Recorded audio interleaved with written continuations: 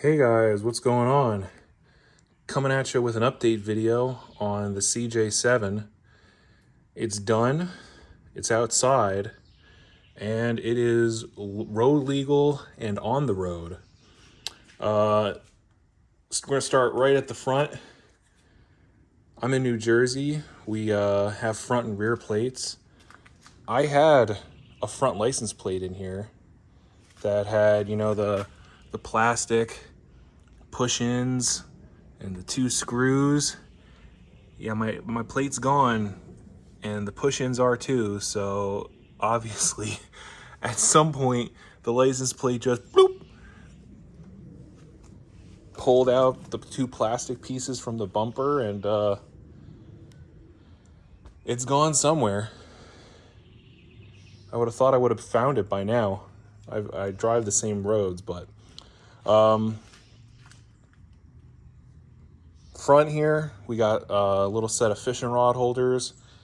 This is my like fun beach having fun rig, so throw some fishing rods in the front, go fishing. I would like to get a little trailer for the kayak and boat or whatever.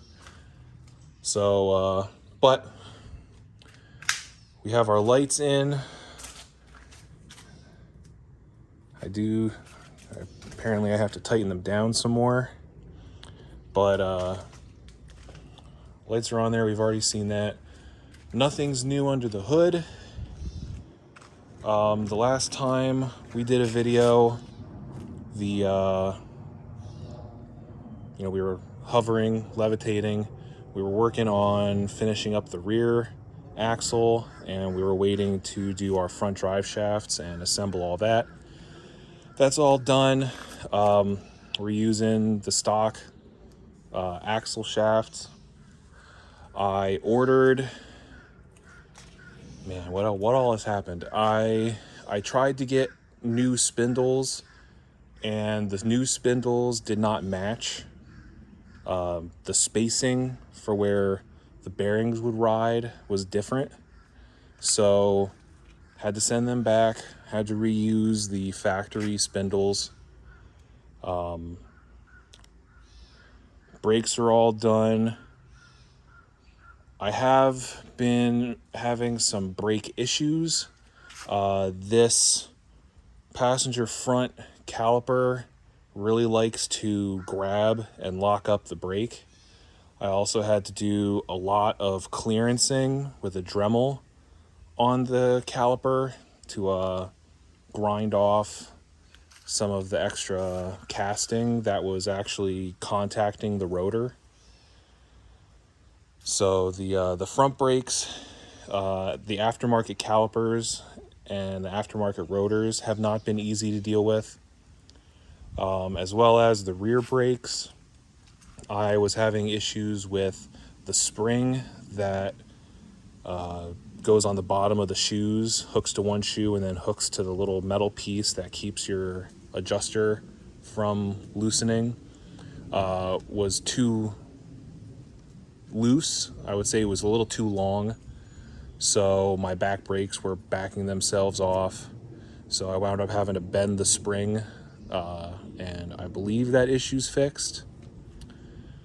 The front brake issue I thought might have been the proportioning valve, even though only this wheel is locking up.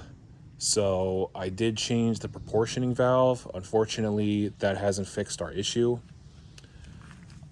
I'm just gonna let it ride. I'm not that super concerned with it right now, as long as you're aware that you can't really, if you go to like panic stop or try to stop quick, that wheel is going to lock up. Just keeping that in mind. I haven't really had any issues with it locking up, so I'm sure as the pads wear down, which this side is wearing down fast. I mean, I just drove it once today and it's already covering itself with brake dust. So again, I'm not sure. I think the aftermarket caliper, yeah, see this side, This side doesn't have the dust level. But I think the aftermarket caliper that I'm using is not having a good time.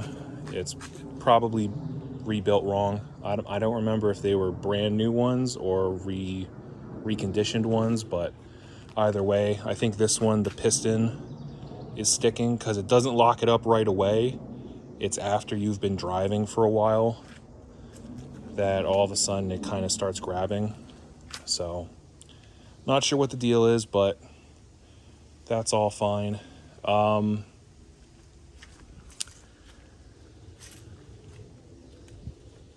We have the Squatch rated tag on here. Interior wise, I have a Smitty built locking center console in here just because I want to have some level of security in here. And the steering wheel, I swapped the Renegade style wheel for just the plastic one out of the parts V8 Jeep I had. Reason being, the material on the Renegade wheel is breaking down, and so after driving for a while, your hands would be coated in black stuff. Other than that, everything in here is as it was. We have a best top, soft top on here. I have gone through the ringer with tops. The last video we talked about, I got a Rugged Ridge or some other no-name, not best top, soft top that wound up being only for soft door uppers. So I wound up getting rid of it because I do want to have full doors. I did get the hard top put on. Unfortunately, I got the hard top on, and I borrowed my brother's full doors from his YJ. And unfortunately, once it was sitting outside, I found out that the hard top leaks, which is probably part of what contributed to the parts Jeep I had that the hard top came off of being so rotted out. It leaks both side windows, and then the rear hatch and the rear hatch window both leak. So took that off. I'll have to, look into how to replace the two side window gaskets, and I believe they remake that rear hatch, so look into maybe getting that replaced and having that window gasket changed as well. So I wound up going with finding these older best top two-piece fabric doors for cheap off of Marketplace. They're old, but they work fine. I bought new latches for them, so that way they will work with the pin striker. They do have a lock, which is funny because, it's a fabric door. The upper halves, they're in okay condition. The window's fine. The only thing is the bottom here that Velcro's on is old and has kind of shrunk. So, but they work-ish. They leak, so. But I threw these on. I had a bikini top, and then I got a best top trail cover. That worked really good. The trail cover kept the water from leaking inside the Jeep. I do have a cowl leak. When it's parked here, the water goes down, runs down along the edge of the floor pan, and then will pool up on this floor pan. When it's parked on level ground, it runs down the middle, Most of it runs down this side of the tunnel to the passenger's floor pan, but some of it does run under there. I haven't had the opportunity quite yet to really try and figure it out. I mean, there's only a few places that it could be leaking from. It could be leaking from the hinge bolts. It could be leaking from our washer nozzle, or it could be leaking from our fresh duct seal. I'm not 100% sure how it could be leaking from the fresh duct seal, because the metal goes in, and then the fresh duct goes around the outside of that metal lip. So really, and there is a new like foam gasket that I put in there. So really there shouldn't be a way that water could leak in unless there's a crack in the fresh air duct. But again, I haven't had the opportunity to have someone stick their head under and have, me spray water on the hinges and spray water here and have them be under there with a flashlight and see where the leak's coming from. But the soft top, or the bikini top that I had, I did have headroom issues with. You can see with the soft top, the material sits above your roll bar. With the bikini top, obviously it's going to sit on the roll bar, so you lose some headroom, which is vital for me. And the material would stretch, and then as I'm driving, the bikini top would bounce up and down and smack me in the head. So I finally pulled the trigger and bought this Best Top Super Top Classic soft top. I'm not impressed.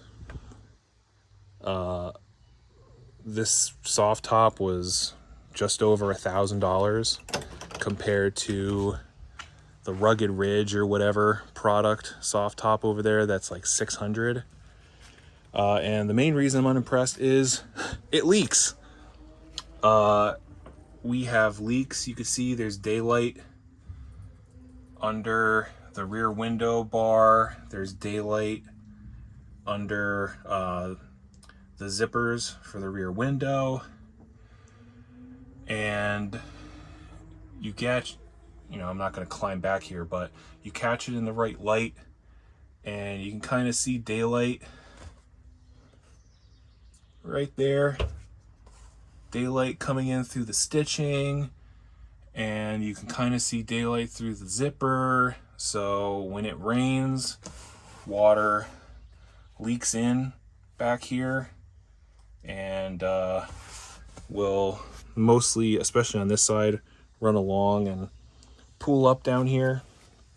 I was really upset about it at first because, it's a fresh build. I get this soft top on, expensive, in my opinion, soft top, and it leaks water. It is not watertight, but, at the end of the day, my dad bought a 1990 Wrangler when they were brand new, and he had the soft top and the hard top, and he said even brand new, the soft tops and even the hard top leaked water. So but the main thing is it's a Jeep. That's part of the whole reason why I bedlinered this, is so it can get water and mud and stuff inside. This is not a toy, or it's not a showpiece. It's a toy. So it's kind of ripping that Band-Aid off. Having a brand new car, they say the first scratch is always the worst, and then after that you don't even notice them. That's how it is with the water leak. It's like, I have water leaks. It is what it is. Just carry some towels with you, and after it rains, you just come up in here and mop up the water, and it'll be good to go. So yeah, keep that in mind with these soft tops. Just because it's a brand new soft top does not mean that it will be watertight. Doors wise, I am still on the hunt for full doors of my own. I don't want to spend a whole bunch of money. You know, $200 is kind of like my limit, my maximum for what I want to spend on doors that are going to be, at this point, 30 years old or older. And people, for some reason, think that these Jeep full doors are like big bucks. They're all like 400, 700. I've seen a couple people list them for like $1,000, which is just ridiculous. So I'm on the hunt. I'm always looking. Eventually I will find full doors, and until then, I'm just going to be rocking these softies, which I'll still be rocking the soft doors just because they're so light, they're easy to store, and they are really good for when you want to go half doors. I'm not a huge fan of having the full doors and just rolling the window down, because you unzip it and then you have to fold it in and it's resting up against you and stuff. You could see we have our side steps on here. These are another thing that I'm highly disappointed in. Get these on here. They're stainless steel, and you could see we got rust spotting. It'll clean up, but it's just ridiculous. Out back, we have our chrome bumperettes and a little trailer hitch thrown on there. Obviously maximum for like a bike rack, or like I said, having a little kayak trailer on the back. Our spare tire carrier, we got rebuilt. It's been holding up well so far. This is the new box mount piece that I ordered and threw some fat boogers on, and it's been holding up good so far. Spray painted it black. Got our little end cap pieces on here.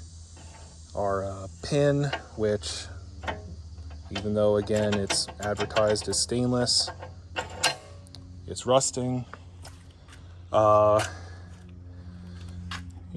The little bump stop for the spare tires in. Our rubber bumpers are all in and holding up well. These were a royal pain to install. It turns out my Jeep, or this rear brace that I got, had these bolt holes, but not these far outer bolt holes. So I had to drill them. These are all nut and bolted, but at least it's on there.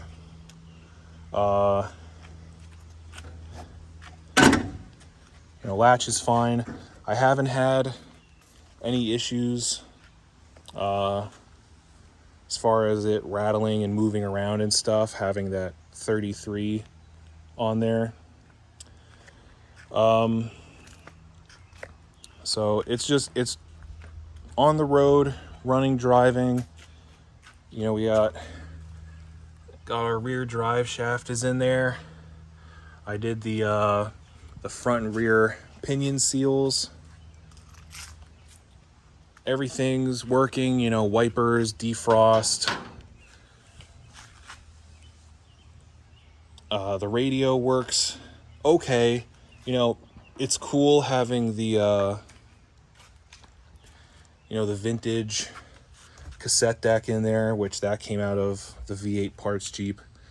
But it is a pain in the butt, especially in this vehicle, with how far away it is on the passenger side, to have to reach over and try and tune a radio station and all that stuff. So I think down the line I may swap out for like a retro style radio, so it has Bluetooth. I do have a little Bluetooth receiver that I put in there, but again, it's hard to dial a radio station because also the little radio number readout isn't very accurate, to be honest. But yeah, we got like I said, everything works. All the HVAC stuff works. Well, the heat works. Defrost blows. I have driven this in the rain. Wipers work fine. That wiper knob's really getting on my nerves because that's the one that was loose and it pops off all the time. I swapped out from the YJ key to the CJ key just because the YJ lock cylinder wasn't turning very smooth and I didn't have my accessory position, so swapped it out and those issues are gone.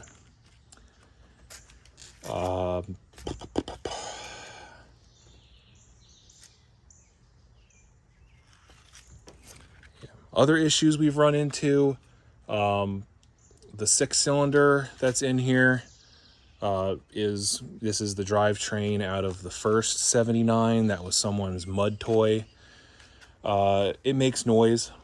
It definitely has a top end lifter tick or rattle or something. But it runs cool, especially I put a 160-degree thermostat in there and then having that big copper radiator. The temperature gauge stays on the colder side, and I've driven it in 95-degree heat and it does not get hot at all. Which honestly, it doesn't get hot enough because when I was driving it when it was colder, the heat's like lukewarm. So if I was going to be keeping this engine, I would probably swap out to like a 180 or a 195-degree thermostat just to get that good Jeep heat. But, and I say but, because with the engine noise that we got going on, I don't know how long this engine's gonna last. It's also not really that powerful, which, you know, big shocker, it's a 6-cylinder automatic, but it's definitely a little underpowered in my opinion. Now, the one really interesting thing is I didn't do a speedometer regear, so this has like an 82 drivetrain in it. You know, the 4.2, the Dodge TF999 automatic, and then the Dana 300 transfer case are 82 and up. So I swapped in these 79 axles that have 355 gears and then put 33-inch tires on it, and the speedometer is accurate. At any speed, the speedometer reads correctly. So I'm assuming that if this was stock configuration, it would kind of feel the same way. I'm sure these big tires, it's a little heavier, but I definitely, you know, it has good get up and go, but if you're trying to pull out into traffic, you know, you have a straight 6-cylinder. It's not that powerful. It's all torque. So all this rambling is because I am planning on putting the 304 drivetrain in here, which upcoming project. But way back in the back of the shop, I'm sure I've shown this before, but we have tucked in there the 79 AMC 304 V8. I forget the name of the 4-speed transmission, but it is the 4-speed. It doesn't, you know, it's 1, 2, 3, 4, and then over to the right is reverse. And the first gear is like a granny low gear, so I think it's like a T18 or something. It's a Borg Warner. And then the 79 transfer case. So I am planning on swapping that drivetrain into the Jeep because, hey, you got a V8 4-speed in a Jeep, you're going to use it. So I don't really want to put much more money in this straight six. Plus, another issue I'm having, I believe the little Chinesium carburetor that we put in there does leak down or evaporate the fuel after a couple days. Because, if you're starting it every day, it'll, 2 pumps, it fires right up. But if it sits more than 2 days, you're sitting there cranking on it for a good 5-ish seconds before it lights off, which I'm assuming is it filling the fuel bowl with fuel. So, yeah, for now, we're just going to continue running the straight 6 automatic. The automatic shift's great. Like I said, it drives on the road fine. Being a solid axle leaf spring Jeep, it is a little bouncy over the bumps, but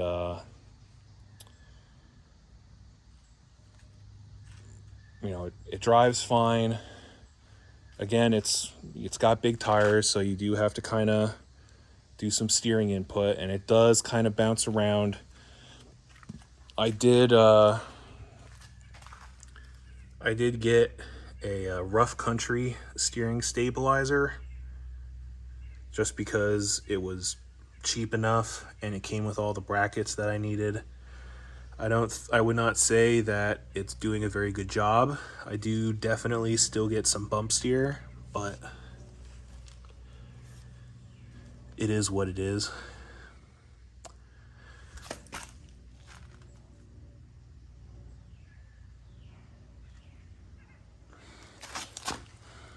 But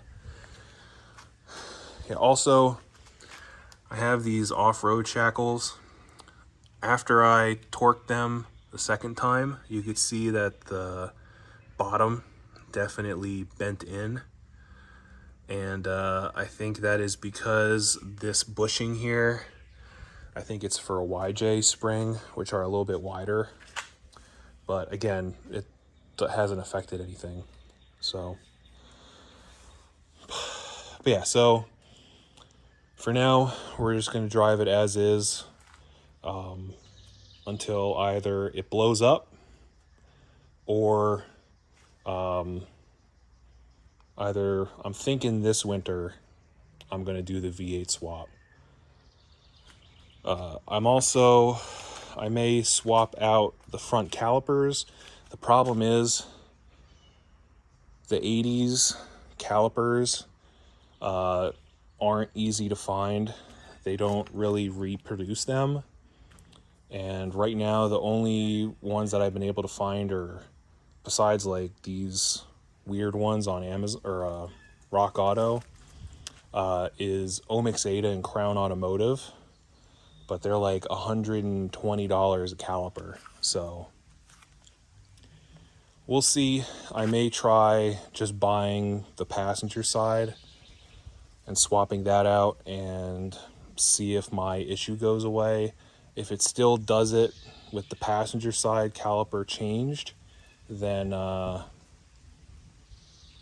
don't know. But yeah, so future, we're doing the V8 swap, 4-speed swap, and we're gonna do AC. Actually, right now I have a Jeep Air AC underdash kit coming for it, which I was going to install on this, but the problem is you have to cut the air conditioning hoses, and it's not a huge deal. I'd have to, you know, change out just the alternator, the mounting bracket, and probably get new hoses to when I go from the 6-cylinder to the 8-cylinder if I put it on now. But I don't really need the air conditioning right this minute. You know, it's not like this is my only car and I'm not daily driving it. So, you know, if it's too hot, I can just take something else. Plus, you know, in the fall and everything, that won't really be an issue. So I think we're just going to leave it in this state, try and find some full doors for it.